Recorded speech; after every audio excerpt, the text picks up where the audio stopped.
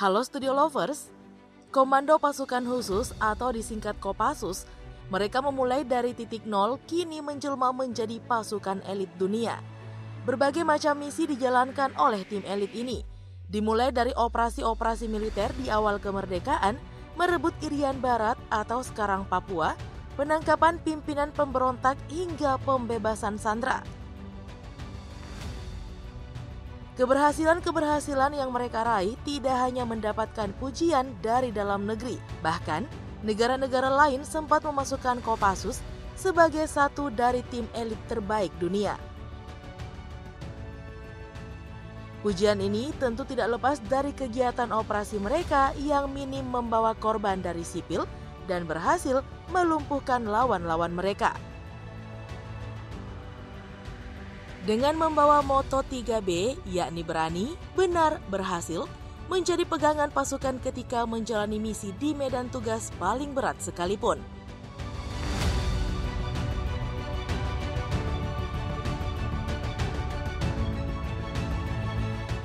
Nah, berikut ini misi-misi Kopassus yang pernah dijalankan Kopassus hingga diakui oleh dunia. Tapi jangan buru-buru dulu ya Stulovers. Sebelum kita menyaksikan videonya, alangkah baiknya nih kalian menekan tombol subscribe dan aktifkan juga lonceng notifikasinya agar kami dapat mengembangkan channel ini untuk terus memberikan info menarik lainnya hanya dari Studio Langit.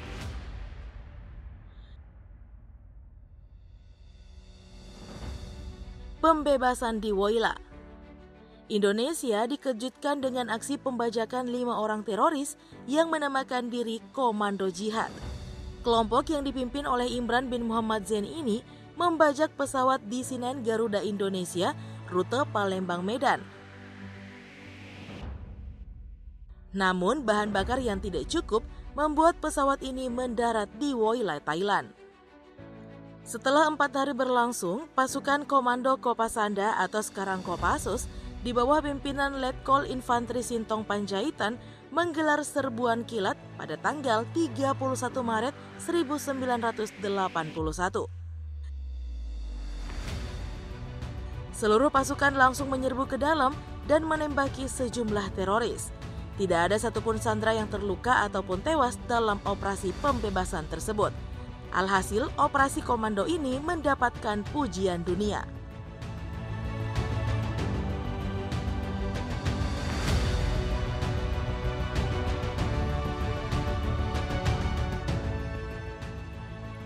Pendakian Everest. Atas prakarsa Komandan Jenderal Komando Pasukan Khusus atau Danjen Kopassus, Mayor Jenderal TNI Prabowo Subianto, tim nasional Indonesia berhasil menancapkan sangsaka merah putih di puncak gunung tertinggi di dunia, yakni Mount Everest di Nepal.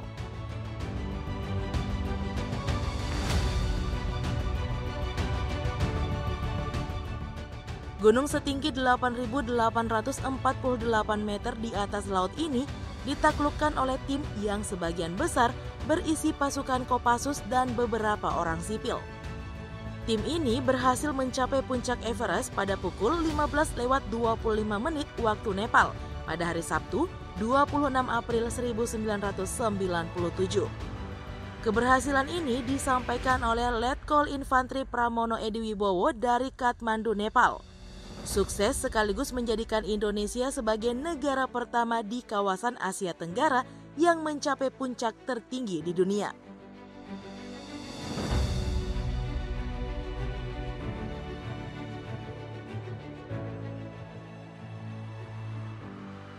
Pembebasan sandera di Mapenduma.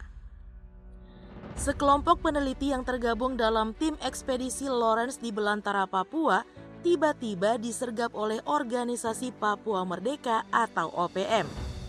Mendapat sejumlah sandera, mereka lantas mengajukan tuntutan kepada pemerintah Republik Indonesia, yakni mengakui kemerdekaan negara Melanesia Barat. Upaya pembebasan sandera dipimpin oleh Danjen Kopassus Maijen Prabowo Subianto.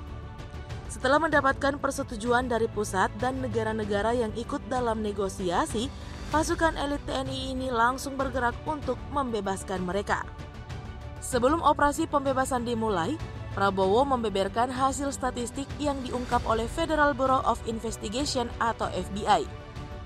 Lembaga ini menilai upaya pembebasan sandera dengan operasi bersenjata 50% akan gagal.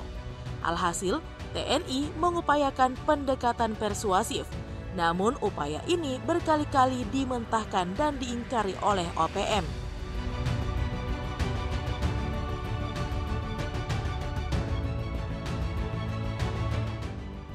Tepat hari ke-130 penyanderaan, Kopassus dibantu pasukan pendukung dari Kostrad dan Kodam Cendrawasih mengejar para penyandera. Lebatnya hutan sempat menyulitkan pasukan, apalagi OPM sangat menguasai medan. Namun berkat kemampuan survival, mereka berhasil menemukan keberadaan OPM hingga terlibat baku tembak.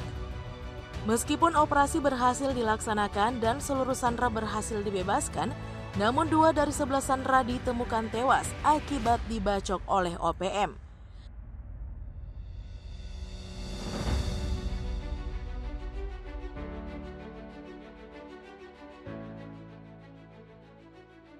Operasi melawan SAS.